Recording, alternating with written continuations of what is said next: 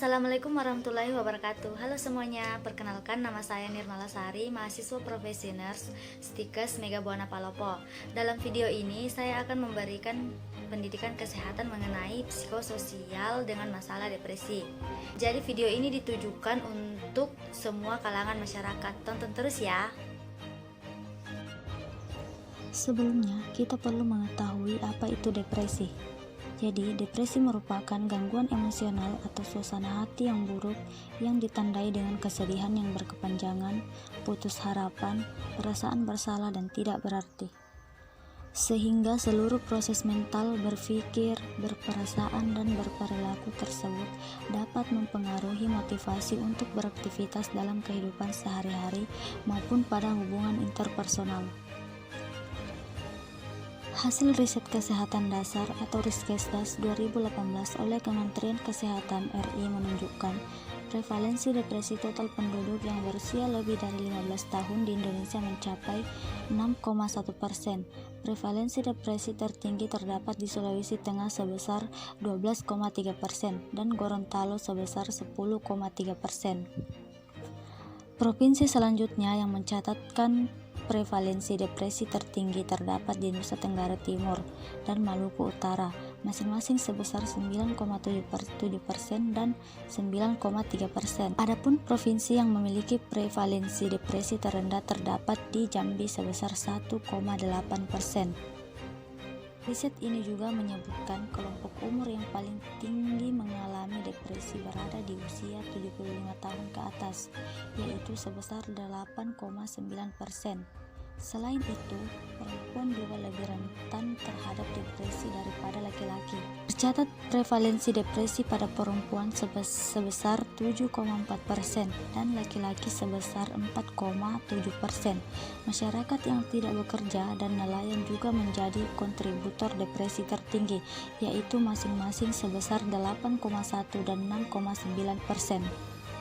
Beberapa penyebab depresi diantaranya faktor genetik. Memiliki orang tua atau saudara kandung pengidap depresi dapat meningkatkan risiko seseorang juga mengalami depresi. Faktor biologis. Depresi bisa terjadi akibat kadar serotonin dalam otak yang tidak mencukupi. Kondisi ini dikenal sebagai depresi klinis. Penyebab yang ketiga yaitu jenis kelamin. Wanita 2 kali lipat lebih mudah kena depresi karena perubahan hormon yang terjadi selama hidupnya, seperti saat menstruasi, kehamilan, melahirkan, depresi pasca melahirkan, dan perimenopause. Biasanya, risiko depresi pada wanita akan menurun setelah lewat usia menopause. Pola makan buruk atau kekurangan vitamin dan mineral tertentu dapat memicu gejala depresi. Penyebab keempat yaitu mengidap penyakit fisik kronis. Pikiran dan tubuh kita saling terikat. Pada kebanyakan kasus, stres dan rasa sakit berkelanjutan dari penyakit kronis dapat menjadi penyebab depresi berat. Selain itu, penyakit tertentu seperti gangguan tiroid, penyakit Addison, dan penyakit hati juga dapat memunculkan gejala depresi. Selanjutnya, trauma psikis yang terjadi saat masa kanak-kanak seperti pelecehan seksual, kehilangan orang tua, atau perceraian orang tua. Penyebab yang keenam yaitu penyalahgunaan obat. Penyalahgunaan obat-obatan dan alkohol dapat memicu depresi, bukan cuma golongan narkoba tapi juga obat resep. Beberapa obat resep yang terkait dengan gejala depresi termasuk antikonvulsan, statin, stimulan, benzodiazepin, kortikosteroid, dan beta blocker. Stres berat dan kronis. Para peneliti menduga kadar hormon kortisol yang terus-terusan tinggi dapat menekan kadar serotonin dan akhirnya memicu gejala depresi. Penyebab yang kedelapan yaitu memendam emosi. Memendam emosi setelah kehilangan orang yang dicintai atau dikhianati bisa membuat seseorang menjadi depresi. Penyebab yang terakhir yaitu faktor lingkungan. Misalnya lingkungan pekerjaan, stres di kantor terkadang juga bisa memicu munculnya depresi. Tanda-tanda seseorang yang mengalami depresi yaitu selalu dibebani rasa bersalah, merasa putus asa, rendah diri dan tidak berharga, selalu merasa cemas dan khawatir yang berlebihan, suasana hati yang buruk atau sedih yang berkelanjutan, mudah marah atau sensitif serta mudah menangis, sulit berkonsentrasi, berpikir dan mengambil keputusan. Ada beberapa penanganan yang dapat dilakukan pada pasien dengan masalah depresi, yaitu dengan cara terapi. Terapi yang pertama yaitu terapi spiritual, yang kedua terapi kognitif perilaku, mindfulness based cognitive therapy atau MBCT, dan terapi musik. Salah satu terapi yang saya ambil di sini yaitu mindfulness based cognitive therapy atau MBCT. Nah, apa itu mindfulness based cognitive therapy? Jadi, mindfulness based cognitive therapy atau MBCT merupakan teknik meditasi kognitif yang difokuskan pada perubahan perhatian subjek hingga pada pikiran-pikiran negatif subjek yang berkaitan dengan diri dan lingkungan, termasuk di dalamnya fokus terhadap perasaan dan sensasi tubuh yang menyertai dan bagaimana subjek mampu mengatasinya. Tujuan dari terapi mindfulness based cognitive therapy ini yaitu yang pertama untuk membantu dalam mengatasi pola pikir negatif yang merupakan faktor pemicu dari kekambuhan depresi. Ini menurut Chandra dan Apriliani 2019.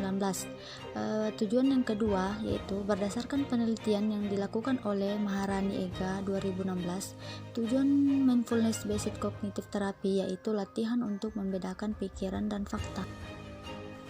Adapun prosedur pelaksanaan dari terapi ini yaitu yang pertama persiapan pasien, yang kedua persiapan lingkungan. Persiapan lingkungan ini meliputi menciptakan lingkungan yang nyaman dan tidak bising untuk pasien. Adapun langkah-langkah prosedur terapi mindfulness based cognitive therapy ini pada pasien gangguan jiwa. Yang pertama itu memastikan ruangan dalam keadaan yang aman. Terapi MBCT atau Mindfulness Based Cognitive Therapy dilakukan sebanyak 12 kali pertemuan dan masing-masing pertemuan berdurasi sekitar 1,5 sampai 2 jam. Disesuaikan dengan kebutuhan dan kondisi subjek. Selanjutnya, mengajarkan pasien memfokuskan perhatiannya kepada keadaan saat ini tanpa terganggu oleh emosi dan pikiran negatif yang kuat, melepaskan diri dari hal-hal yang menghakimi, mengembalikan kesadaran ke keadaan saat ini secara bertahap untuk mengatasi pikirannya yang terdistraksi. Selanjutnya, melatih pasien keterampilan mengenali dan melepaskan gejala-gejala pikiran yang mengarah ke keadaan stres melalui teknik pernafasan dan sensasi tubuh.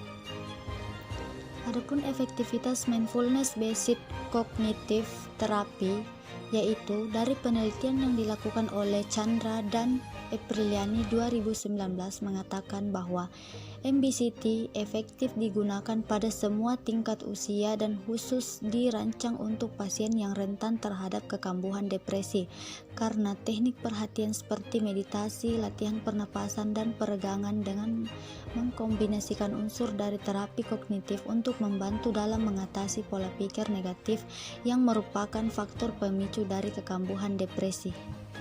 Nah, itulah tadi pendidikan kesehatan mengenai masalah depresi dan pengelolaannya.